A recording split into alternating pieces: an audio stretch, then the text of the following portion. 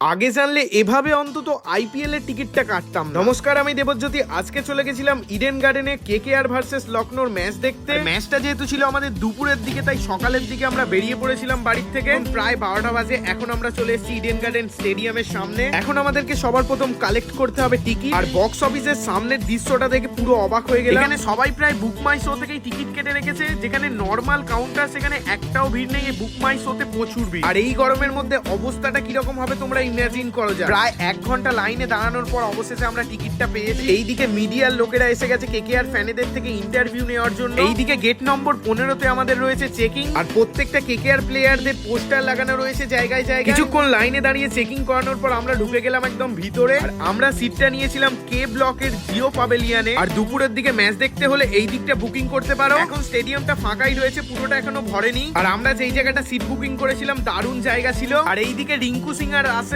Warm up শুরু করে দিয়েছে। দেখতে দেখতে ম্যাচও স্টার্ট হয়ে গেল। এখন বল করছে বরুণ চক্রবর্তী। আর এখান থেকে ম্যাচটাও দারুণ লাগছে দেখতে। আর লখনৌ ব্যাটিং এর শেষে 238 টার্গেট দিয়েছে। এখন চলছে কেকেআর এর ব্যাটিং। চারিদিকে সুন্দর লাইটের মাধ্যমে মহলটা পুরো জমিয়ে দিচ্ছে একদম। এখন ব্যাটিং এ আসছে জার্সি নাম্বার 35 রিঙ্কু সিং। এখন 2 বলে আর 15 রান বাকি। এখান থেকে ম্যাচ জেতা অসম্ভব প্রায়। কেকেআর জেতার জন্য লাস্ট বলে 11 রান বাকি ছিল। লাস্ট 6টা রিঙ্কু সিং আমাদের দিকে মারলো। আজকের ম্যাচটা লখনৌ জিতলো মাত্র 4 রানের জন্য।